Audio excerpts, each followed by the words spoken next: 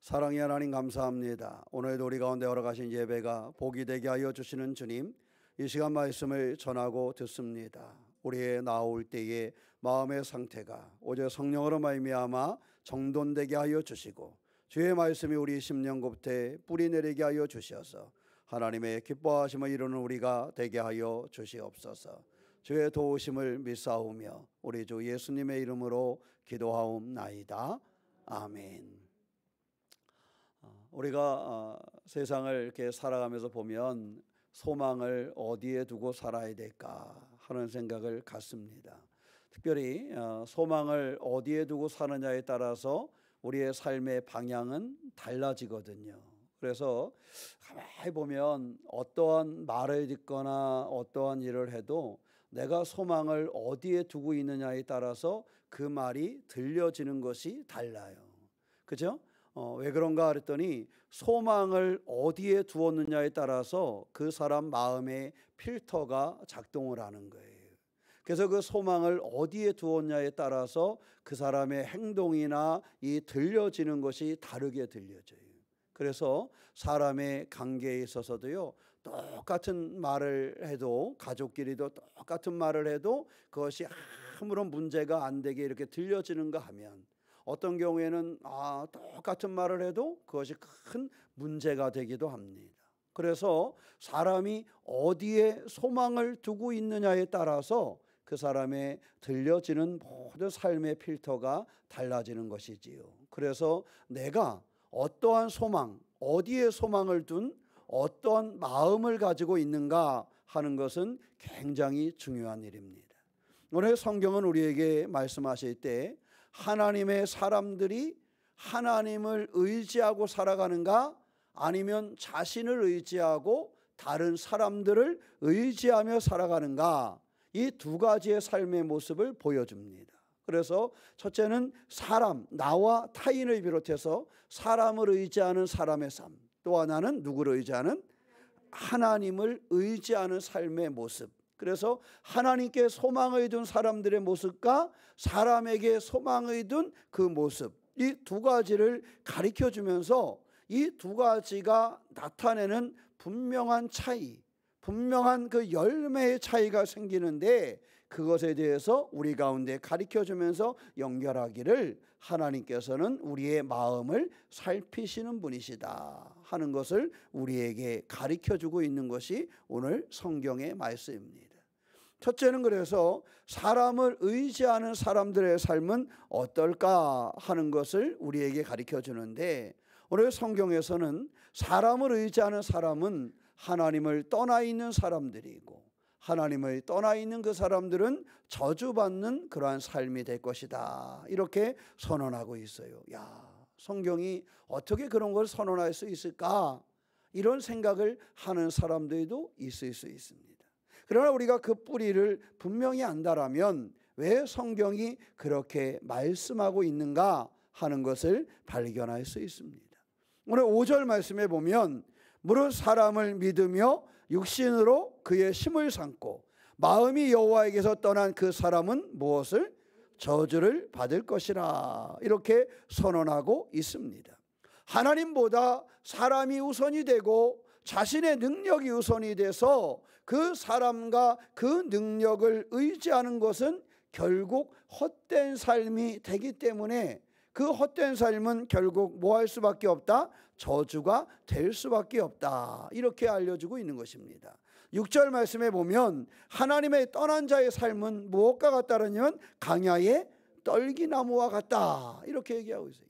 하나님을 떠난 사람이 강야의 떨기나무와 같다라는 것은 그 떨기나무가 머물고 있는 곳이 어디라는 거예요? 강야라는 거예요.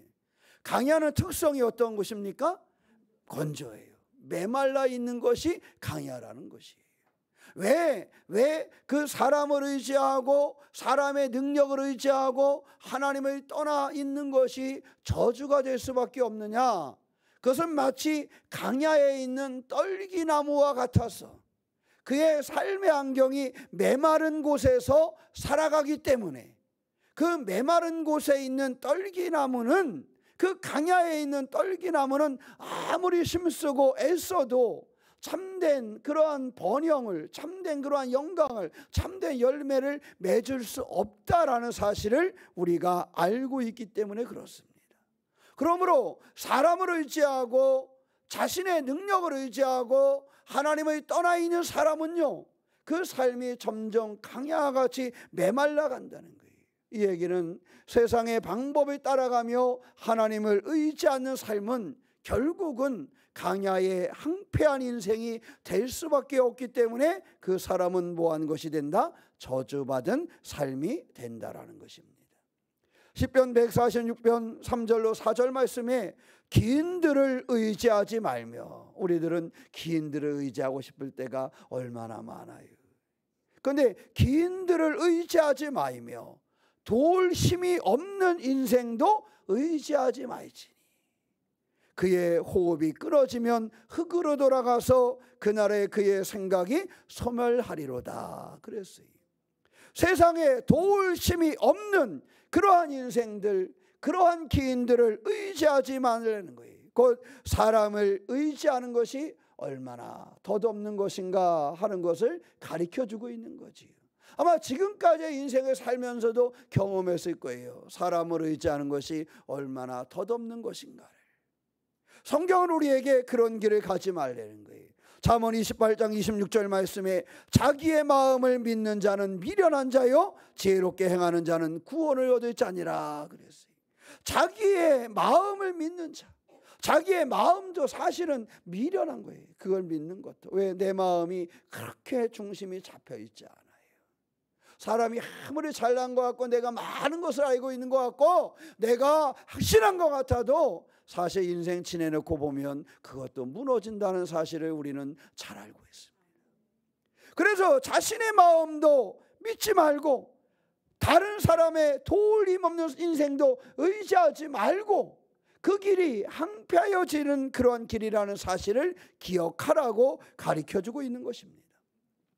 사무엘상 15장 22절 23절에 보면 사무엘이 이르되 여호와께서 번제와 다른 제사를 그의 목소리를 청종하는 것을 좋아하신 같이 좋아하시겠나이까. 순종이 제사보다 낫고 듣는 것이 순양의 기름보다 나으니 이는 거역하는 것은 점치는 죄와 같고 완고한 것은 사신 우상에게 절하는 죄와 같다. 이렇게 얘기하면서 사무엘이 사울에게 이야기합니다. 왕이 여호와의 말씀을 버렸으므로 여호와께서 왕을 버려 왕이 되지 못하게 하셨나이다. 누구에 대한 이야기예요?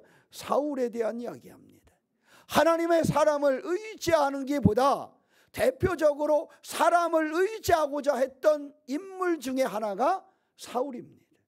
사울왕은 하나님에 의해서 그의 선지자 사무엘을 통하여 세워진 왕이었지만 그가 왕이 되어서 살아가는 모습은 사뭇 달랐어요.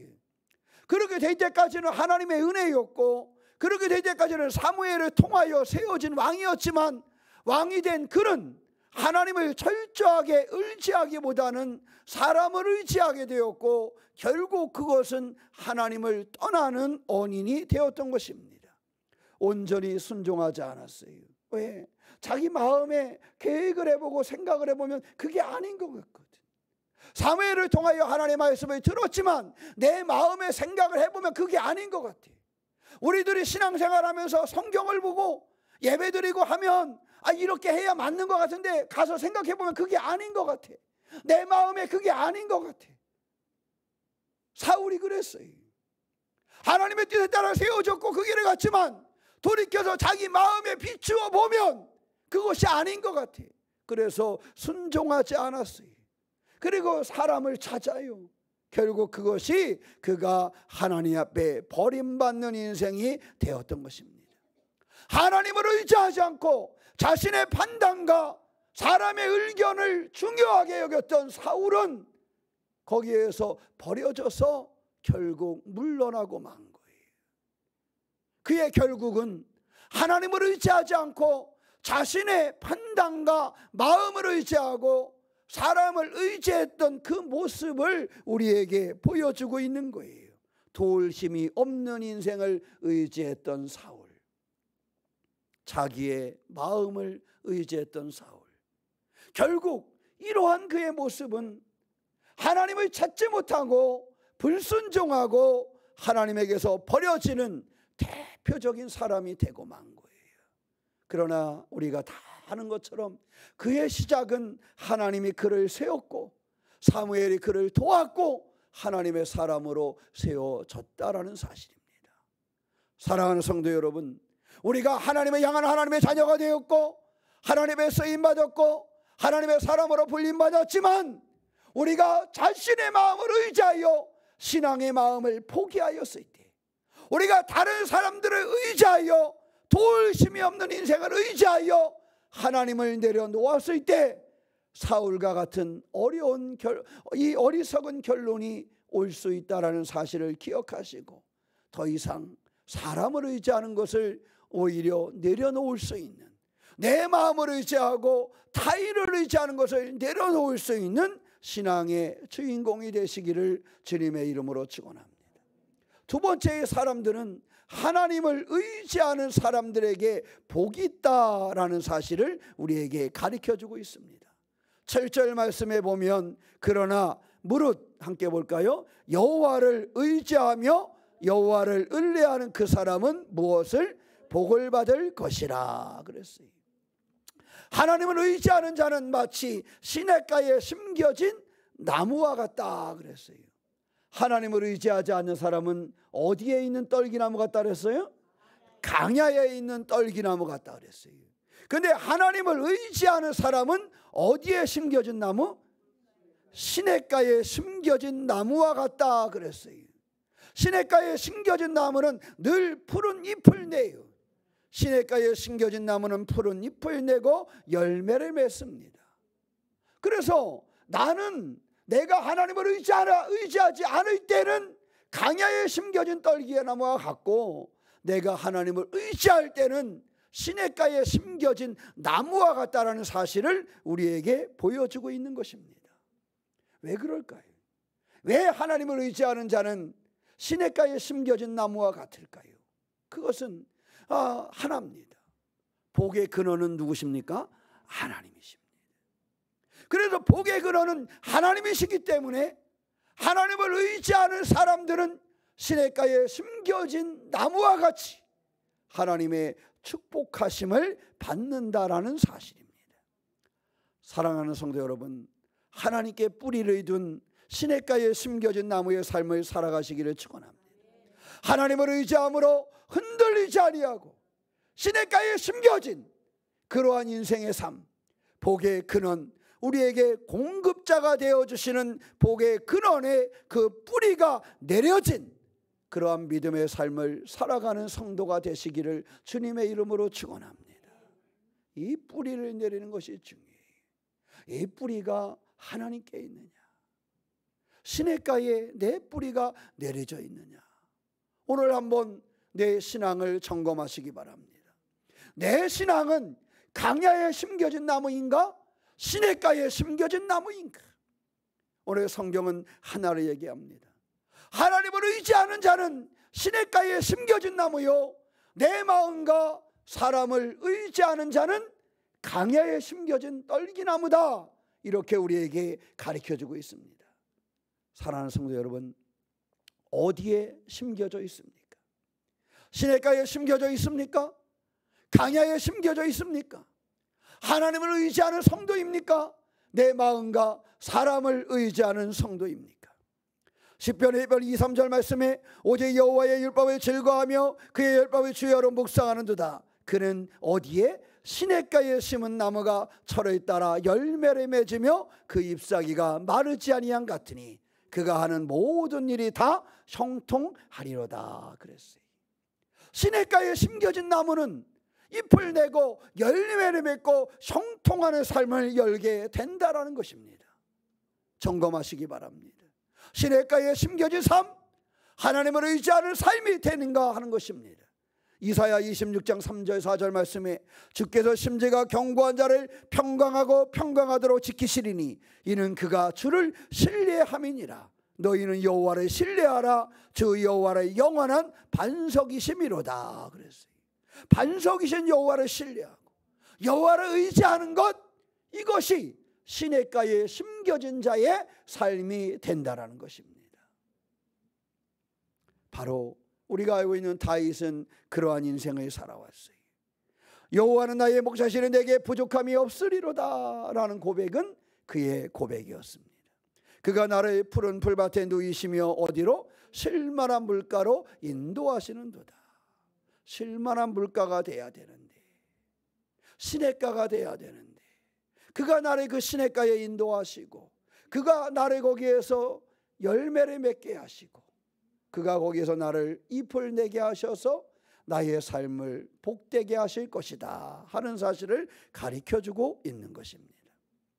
사무엘상 17장 45절에 보면 다윗이 블레셋 사람에게 이르되 너는 칼과 창과 단창으로 내게 나오거니와 나는 만군의 여호와의 이름 곧 내가 모욕하는 이스라엘 군대의 하나님의 이름으로 내게 뭐한다? 나아가노라 그랬어요.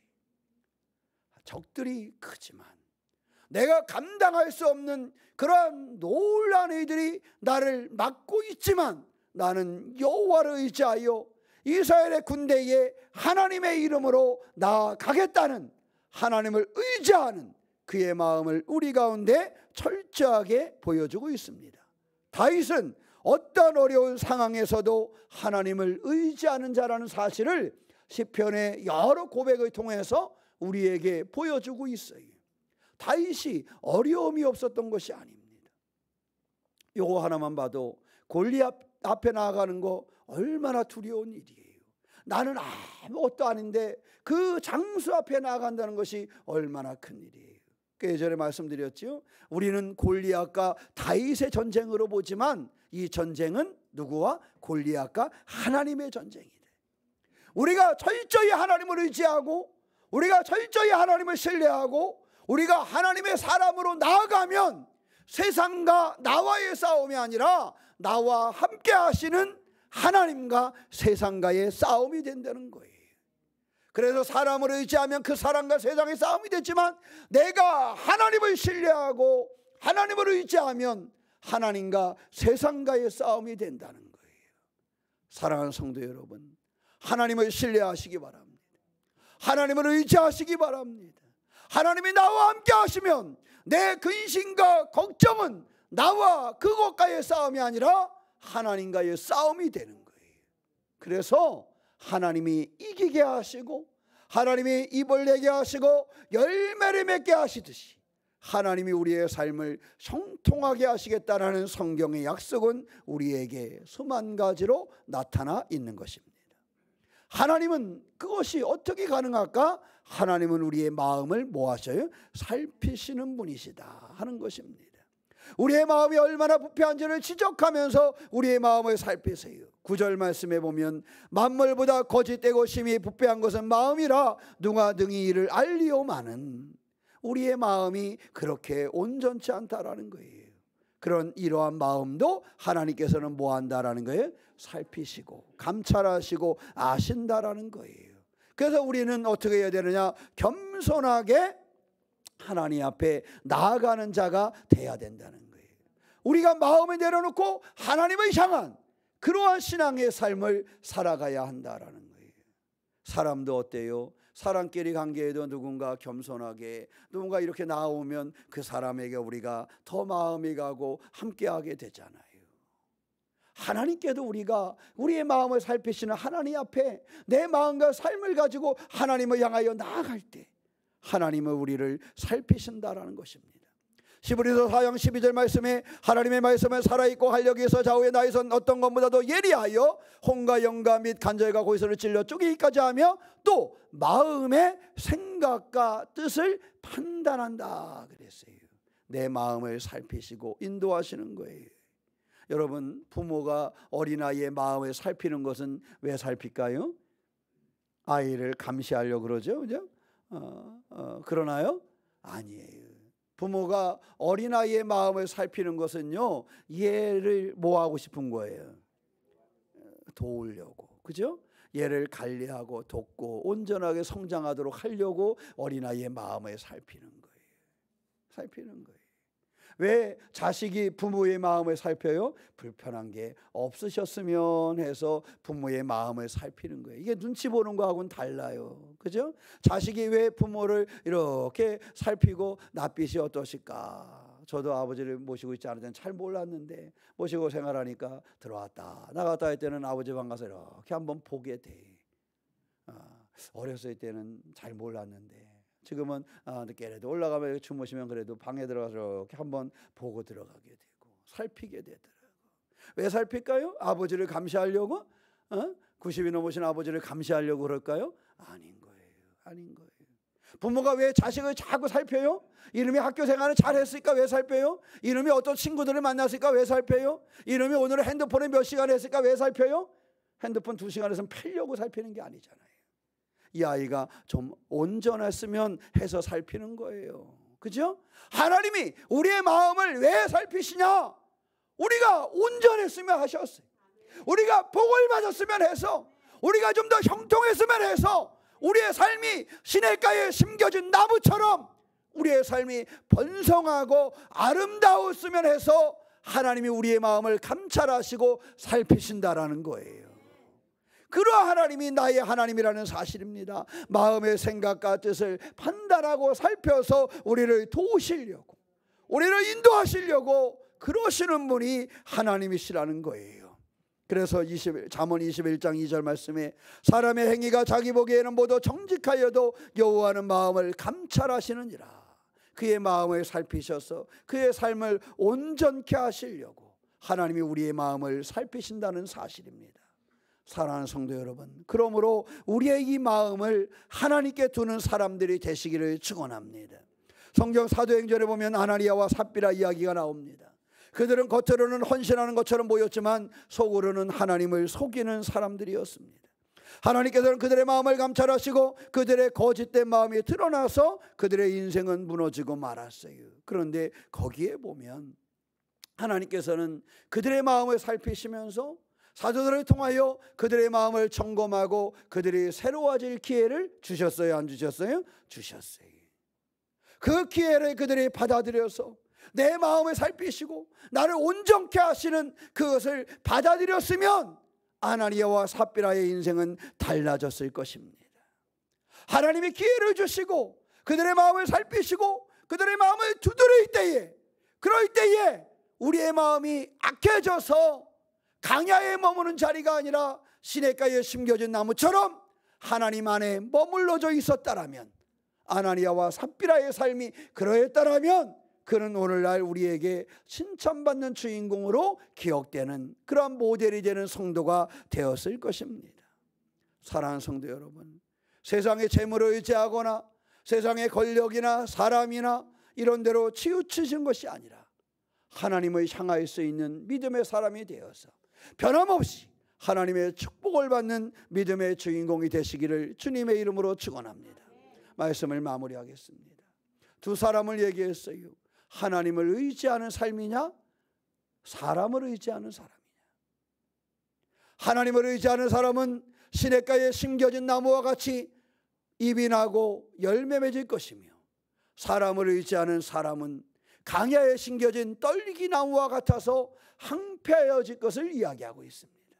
이러한 우리를 너무 잘 아시는 하나님께서는 우리의 마음을 살피시면서 우리의 마음 깊은 곳에서 항폐한 강야에 심겨진 사람이 아니라 하나님의 그 말씀 가운데 그 시냇가에 심겨진 삶이 되기를 원하신다는 사실을 기억하시고 날마다 결단해서 하나님의 그 심령, 하나님의 은혜 가운데 심겨진 자로서 오직 하나님을 의지하고 하나님을 의지함으로 복을 받고 하나님을 의지함으로 하나님이 주시는 형통함의 주인공이 되는 우리 새로운 교회 교우들이 되시기를 주님의 이름으로 축원합니다. 기도하겠습니다. 사랑의 하나님, 우리도 오시고 인도하시는 주님을 의지합니다. 우리의 모든 소망을 하나님께 두는 삶이 되게 하여 주시옵소서. 하나님을 의지하는 우리가 되게 하여 주시옵소서. 하나님을 의지하여 시냇가에 심겨진 믿음의 삶을 살아가는 교회가 될 수 있도록 우리 가운데 역사하여 주시옵소서. 우리의 마음을 살피시고 인도하시는 주님을 의지합니다. 우리의 마음 깊은 곳에 오직 하나님을 향한 믿음의 주인공 하나님을 신뢰하며 의지하는 삶을 살게 하여 주시옵소서. 우리 주 예수님의 이름으로 기도하옵나이다. 아멘.